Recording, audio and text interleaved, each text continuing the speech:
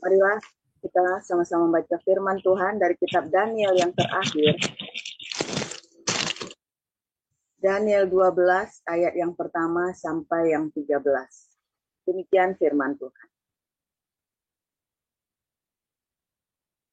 Pada waktu itu juga akan muncul Mikael, pemimpin besar itu, yang akan mendampingi anak-anak bangsamu.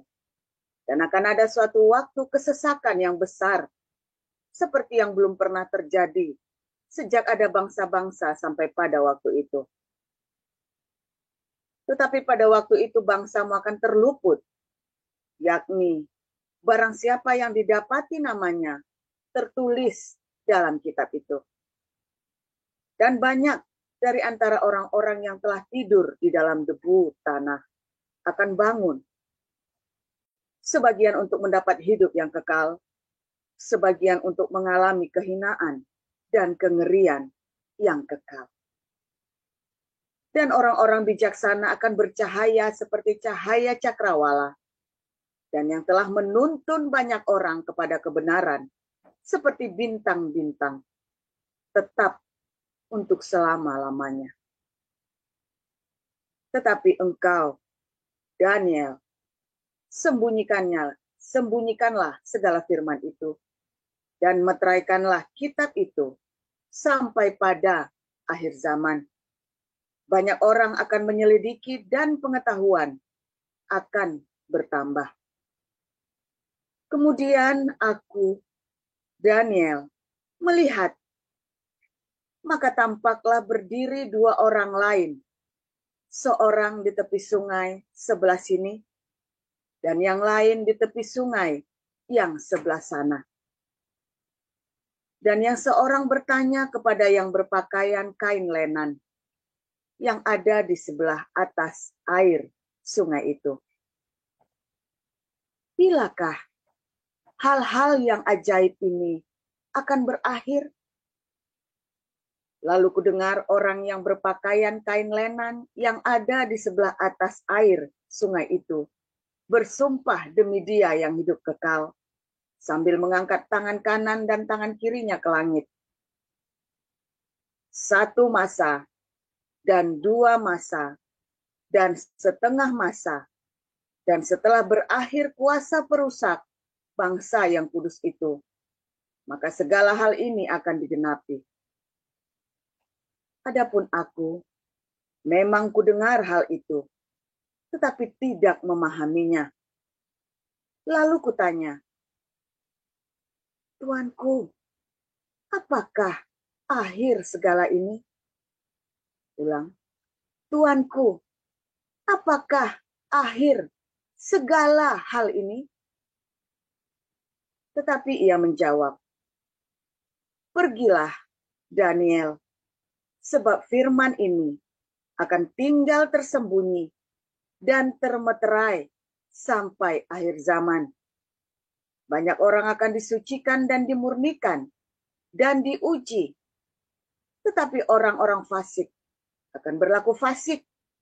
Tidak seorang pun dari orang fasik itu akan memahaminya.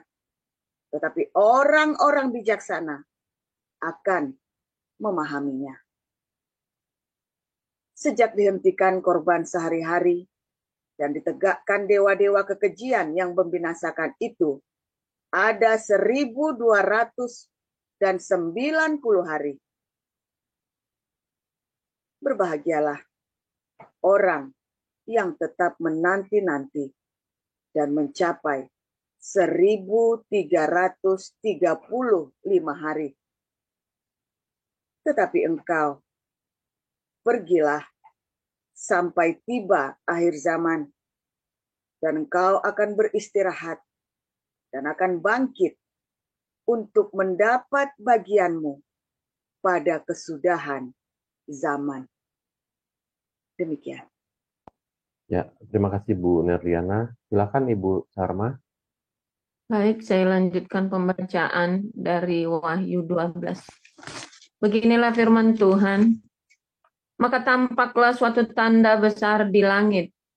Seorang perempuan berselubungkan matahari dengan bulan di bawah kakinya dan sebuah mahkota dari 12 bintang di atas kepalanya. Ia sedang mengandung dan dalam keluhan dan penderitaannya hendak melahirkan, ia berteriak kesakitan. Maka tampaklah suatu tanda yang lain di langit, dan lihatlah, seekor naga merah padam yang besar, berkepala 7 dan bertanduk 10, dan di atas kepalanya ada 7 mahkota. Dan ekornya menyeret sepertiga dari bintang-bintang di langit dan melemparkannya ke atas bumi. Dan naga itu berdiri di hadapan perempuan yang hendak melahirkan itu untuk menelan anaknya, segera sesudah perempuan itu melahirkannya. Maka ia melahirkan seorang anak laki-laki yang akan mengembalakan semua bangsa dengan gada besi. Tiba-tiba anaknya itu dirampas dan dibawa lari kepada Allah dan ke tahtanya. Perempuan itu lari ke padang gurun, di mana telah disediakan suatu tempat baginya oleh Allah, supaya ia dipelihara di situ 1260 hari lamanya. Maka timbullah peperangan di surga. Mikael dan malaikat-malaikatnya berperang melawan naga itu, dan naga itu dibantu oleh malaikat-malaikatnya. Tetapi mereka tidak dapat bertahan. Mereka tidak mendapat tempat lagi di surga. Dan naga besar itu, si ular tua, yang disebut iblis atau Satan, yang menyesatkan seluruh dunia, dilemparkan ke bawah. Ia dilemparkan ke bumi bersama-sama dengan malaikat-malaikatnya. Dan aku mendengar suara yang nyaring di surga berkata, sekarang telah tiba keselamatan dan kuasa dan pemerintahan Allah kita dan kekuasaan Dia yang diurapinya, karena telah dilemparkannya ke bawah pendakwa saudara-saudara kita yang mendakwa mereka siang dan malam di hadapan Allah kita. Dan mereka mengalahkan Dia oleh darah anak domba dan oleh perkataan kesaksian mereka. Karena mereka tidak mengasihi nyawa mereka sampai ke dalam maut. Karena itu bersukacitalah, hai surga dan hai kamu sekalian yang diam di dalamnya. Celakalah kamu, hai bumi dan laut, karena iblis telah turun kepadamu dalam geramnya yang dahsyat, karena ia tahu bahwa waktunya sudah singkat. Dan ketika naga itu sadar bahwa ia telah dilemparkan di atas bumi, ia memburu perempuan yang melahirkan anak laki-laki itu. Kepada perempuan itu diberikan kedua sayap dari burung nasar yang besar, supaya ia terbang ke tempatnya di padang gurun, di mana ia dipelihara jauh dari tempat ular itu selama 1 masa dan 2 masa dan setengah masa. Lalu ular itu menyemburkan dari mulutnya air sebesar sungai ke arah perempuan itu, supaya ia dihanyutkan sungai itu. Tetapi bumi datang menolong perempuan itu. Ia membuka mulutnya dan menelan sungai yang disemburkan naga itu dari mulutnya. Maka marahlah naga itu kepada perempuan itu, lalu pergi memerangi keturunannya yang lain, yang menuruti hukum-hukum Allah dan memiliki kesaksian Yesus. Dan ia tinggal berdiri di pantai laut. Demikian. Ya, terima kasih Bu Sarma. Silakan Pastor Paul. Ya, tolong tampilkan ayat 11 tadi.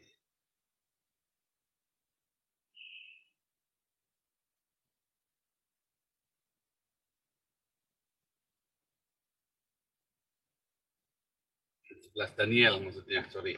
Daniel 12 ayat 11. Oke, haleluya.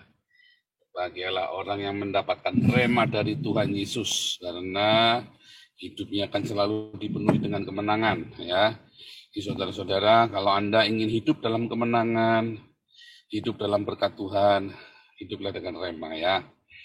Hiduplah selalu tiap hari ya, baca Logos, dengarkan firman, tapi juga apa saudara?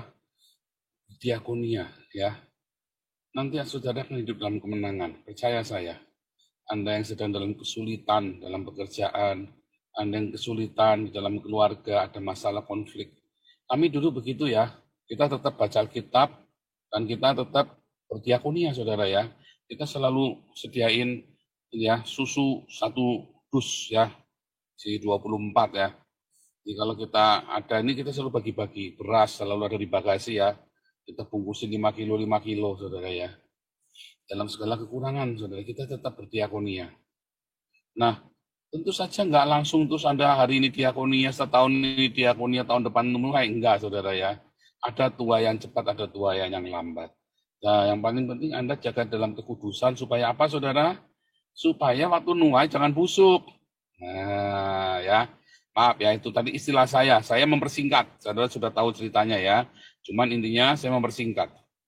Nah, karena saya mau cerita tentang ini tadi ya. Coba Anda lihat ya. Sejak dihentikan korban sehari-hari dan ditegakkan dewa-dewa kekejian membinasakan ada 1.200 dan 90 hari. 1.200 dan 90 hari. Lihat ayat 12-nya. Berbahagialah orang yang tetap menanti-nantikan mencapai 1.335 hari. Itu berarti selisihnya 45 hari, saudara ya. Selisihnya 45 hari. Nah, kalau itu adalah Paskahnya tidak bertepatan dengan hari Sabat, ya, maka hitungnya 5 hari ya, saudara ya. Dan kalau Yesus disalib hari Sabtu, Rabu, Kamis, Jumat, Sabtu, lalu dihitung tambah 45. Nah, itulah Pentakosta, ya, saudara ya. Itu maksudnya itu, saudara ya. Menanti-nanti ya, sejak, coba tadi ayat 11-nya tadi, bagus tadi ayat 11-nya. Sejak dihentikan korban sehari-hari, stop. Yesus, Efesus 2 ayat 15, dengan matinya Yesus di kayu salib, ia membatalkan hukum Taurat dan segala ketentuan di dalamnya. Ya, saudara ya. Kemudian, jadi kan dihentikan semua, ya. Dihentikan korban sehari-hari. Ditegakkan dewa kekejian yang membinasakan itu ada 1.200 dan 90 hari. Artinya, selama 3,5 tahun pelayanan Yesus, ya, kurang lebih 3,5 tahun pelayanan Yesus, ditambah 50 hari Pentakosta, saudara ya. Nah, saudara, tadi yang dewa-dewa kekejian membinasakan itu sebetulnya salah, saudara ya. Abomination ya, sebentar. Tolong tampilkan The Net Bible-nya ayat 11. The Net Bible, ya. Nah, itu. Ayat 11-nya tadi dikasih warna ya. 11 dan 12. Daily sacrifice is removed. And the abomination, nah, daily sacrifice removed, itu karena Tuhan Yesus kan? Nah, terus, and the abomination that caused desolation is set in place. Itu apa, saudara? Jadi itu ceritanya, memang penggenapan itu adalah ketika akhirnya,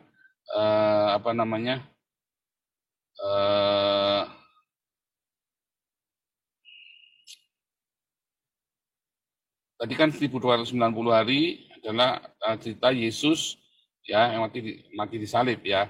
Nah, sorry saudara ya, itu kan terbalik, bait Allah kan terbuka, saudara ya, tabirnya itu ya. Kemudian orang-orang Roma itu mulai, saudara ya, mulai intervensi ke dalam ya, ibadah-ibadah orang Yahudi. Sejak itu, kenapa saudara? Karena para orang Farisi, ahli Taurat, imam membujuk rakyat jelata Yerusalem untuk teriak-teriak apa? Salibkan Yesus, bebaskan Barnabas. Padahal Pilatus dan Herodes berkata, aku tidak menemukan kesalahan pada orang ini. Lalu mereka minta supaya Yesus Barnabas dibebaskan. Itulah titik masalahnya mengapa terjadi akhirnya penghancuran bait suci dan perang Bar Kokhba 170 tahun kemudian, tahun 70 dan tahun 135, saudara ya. Nah, jadi intinya apa, saudara? Ayat 12-nya, diberkatilah orang yang menunggu sampai hari ke-135 saat Pentakosta. Ya. Nah, saudara, apa ada yang nggak nunggu? Banyak, saudara. Waktu Yesus disalib itu orang bubar jalan, saudara, murid-muridnya itu yang ada ribuan itu, saudara ya. Bubar jalan. Ya. Waktu bubar jalan itu, yang akhirnya kan kumpul lagi itu. Hanya 120 orang, saudara. Dan dikatakan berbahagialah orang yang menanti-nantikan. Ya, Roh Kudus. Jadi saya sedang cerita sama Anda, ya saudara ya. Kalau Anda tadi balik ke Wahyu 12. Ya, bagaimana si naga itu akan ngejar orang-orang yang satu punya Torah. Itu orang Yahudi, dua orang punya kesaksian Kristus. Ya, orang punya Torah dan punya kesaksian Kristus, saudara. Nah, lalu tadi kalau Anda baca Daniel 11, bangsamu nanti ya ada yang akan baik dan ada yang tidak baik. Ya, saudara ya. Nah, itulah orang-orang Yahudi. Ada yang nanti percaya Yesus, ada yang tetap tidak percaya Yesus dan tidak dibangkitkan, saudara. Jadi tidak semua orang Yahudi tidak percaya kepada Mesias. Bukan Mesias Trinitas Unitarian Oneness, bukan ya. Tapi Mesias yang ada di dalam Alkitab. Tidak semua orang Yahudi tidak percaya kepada Yeshua HaMashiach atau Yesus Kristus. Banyak yang percaya, saudara ya. Nah, dan mereka tetap menjaga Torah dalam hidupnya. Karena mereka percaya, tapi Yesusnya bukan yang 25 Desember, saudara ya. Bukan yang Trinitas Oneness dan sebagainya itu. Jadi kalau mereka saat ini masih menantikan, itulah percaya, saudara. Itulah percaya, mereka nanti. Ya. Dan mereka menekan Mesias itu adalah Adonai mereka, Kurios mereka. Nah, lalu kalau Anda tadi baca Daniel 11 ini juga lagi cerita nanti kedatangan Islam, saudara ya. Ya, kamu nanti nggak tahu, tapi orang-orang itu jadi pemurtatan yang luar biasa, penyesatan yang luar biasa yang belum pernah ada. Penyesatan yang luar biasa yang belum pernah ada apa, saudara? Islamisasi di dunia, saudara. Itu penyesatan luar biasa yang belum pernah ada di dunia ini, saudara. Bahkan berhala-berhala yang pagan-pagan Yunani dan Romawi tidak ada yang pagan Yunani dan Romawi tidak bisa mengalahkan agama Babel ini, Islam ini, saudara. Itu yang disebut dengan penyesatan yang luar biasa, saudara. Nah, lalu bagaimana cara menghadapinya? Ya.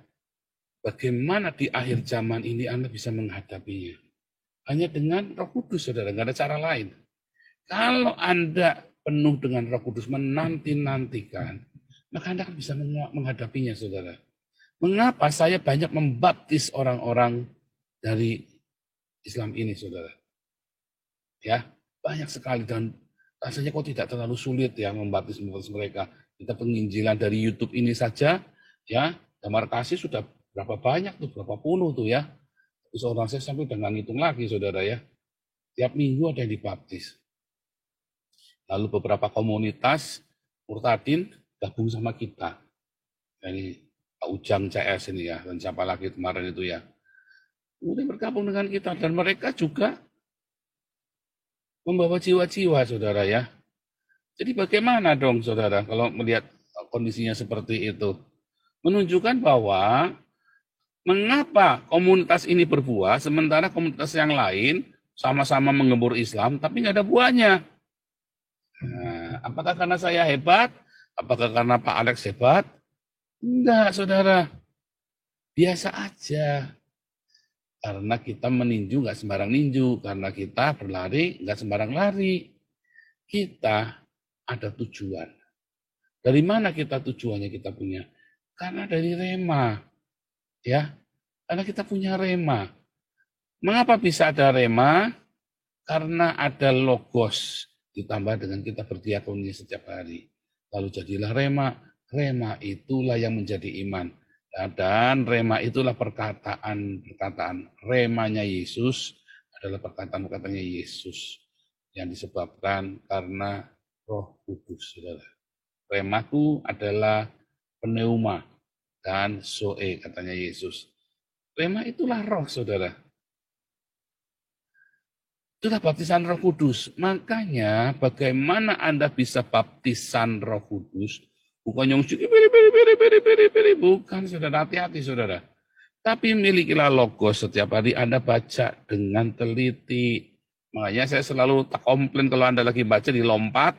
Terus Anda pemikirannya beda. Ayatnya bilang apa, Anda mikirnya kemana? Langsung saya tegur. Stop. Buka ayatnya, bunyinya nggak begitu. Nangkap ya, saudara ya. Karena kalau baca juga kudu yang benar. Makanya ikutilah kelas evangelis, nanti Anda selalu dituntun. Kalau lagi baca dan lagi bertanya, jangan marah kalau saya bilang stop. Ayatnya nggak begitu bunyinya. Biasa. Kan Anda juga lagi belajar. namanya lagi belajar, gitu ya saudara ya. Diajari baca ayat yang benar loh saudara ya di kelas evangelis itu. Kemudian Anda diajari diakonia. Setelah diajari diakonia, kita tunggu logos ini nanti jadi rema. Masalahnya Anda tidak berdiakonia, malah Anda ikutan malak. Lah repot saudara. Pak, saya miskin sekali. Miskin-miskinnya saya dulu, ya cuman punya nasi 1 bungkus, saya bagi 2 sama teman saya, saudara. Serius, saudara. Anda nanti suatu hari akan menuai. Kosong cuma 1 bungkus kali 1 bungkus, oh enggak. Yang namanya tuayan, Anda nanam 1 butir padi, panennya ratusan kan? Anda nanam 1 butir padi atau 1 kilo beras, apakah Anda panennya 1 kilo? Enggak, 1 kilo Anda nanam, itu bisa 1 ton saudara panennya nanti. Ya, ribuan kali. Ya, jadi sekalipun Anda miskin, sekalipun Anda tidak punya uang, jangan mental kere saudara. Percaya saya, belajarlah menabung. Tetap kalau ada di komunitas ya tetap kita bantu. Tapi Anda sendiri belajarlah menabung. Walaupun 10.000 rupiah, 50.000 rupiah, belajar supaya mentalmu jangan mental kere, saudara. Serius, saudara ya. Nanti logos yang kamu dengar akan jadi rema. Rema itu kalau penuh dalam hidupmu, Anda melimpah dengan rema, itulah yang namanya Roh Kudus. Sehingga Anda bisa menghadapi ya banyak sekali masalah-masalah dalam kehidupan dengan berkemenangan. Simpel, saudara ya. Serius, sesimpel itu hidup itu, saudara. Lalu para pendeta, para teolog bikin jadi ribet. Kamu kudu percaya Trinitas, Yohanes Unitarian, dirumus, dikotak-katuk, simsalabim, jebret, jebrol. Ternyata jadi Triteis. Ternyata jadi pagan semua. Kacau saudara, kenapa? Karena Anda itu tadi wajahnya jebrol, tidak karu-karuan, ayatnya bilang apa, kamu otaknya kemana. Jadi jangan mikirnya begitu, fokus saudara, berbuah. Ya, kemarin kita sudah belajar ya, Yesus yang lain adalah Yesus yang kudu, maksa kudu, Trinitas Yohanes Unitarian, yang Yesus yang lain adalah Yesus yang diberitakan oleh Islam juga saudara. Itulah penyesatan saudara sebetulnya. Ya, yang diajarkan oleh Islam, Yesus yang lain yang tidak menggenapi hukum Torah. Islam kan Yesusnya tidak menggenapi hukum Torah. Waktu bayi bisa oe-oe, bisa ngomong, kayak bayi ajaib itu saudara ya. Waktu 12 tahun bisa bikin mujizat, enggak boleh ya. Di dalam Torah enggak boleh, harus 30 tahun saudara. Harus 30 tahun syaratnya saudara ya. Harus ada penggenapan ya. Itulah Yesus yang lain yang diajarkan oleh Muhammad. Apakah roh yang lain? Roh yang tidak memberikan hasil berbuah. Kasih sukacita, damai sejahtera, kebaikan, kemurahan, kelemah lembutan, kesabaran, kesetiaan, penguasaan diri, ya saudara ya. Itu harus ada buahnya ya, buah roh. Galatia roh ya buahnya roh. Lalu apakah Injil yang lain? Injil yang mengatakan bahwa keselamatan hanya melalui Trinitas atau Yohanes atau Unitarian. Sebab Injil yang benar adalah keselamatan melalui Tuhan, Majikan, Adonai, Kurios, Yesus, dan kita percaya bahwa ia adalah juru selamat kita. Roma 10 ayat 9. Simpel saudara ya. Nah, bagaimana cara menghadapi penyesatan-penyesatan? Kalau Anda fokus diakonia, Anda nggak akan ikut sesat. Di kita banyak yang Trinitas, di kita banyak yang Yohanes, banyak yang Unitarian, nggak ada yang sesat. Hidupnya damai, tenang-tenang saja, berbuah. Itu saudara ya. Tuhan Yesus memberkati.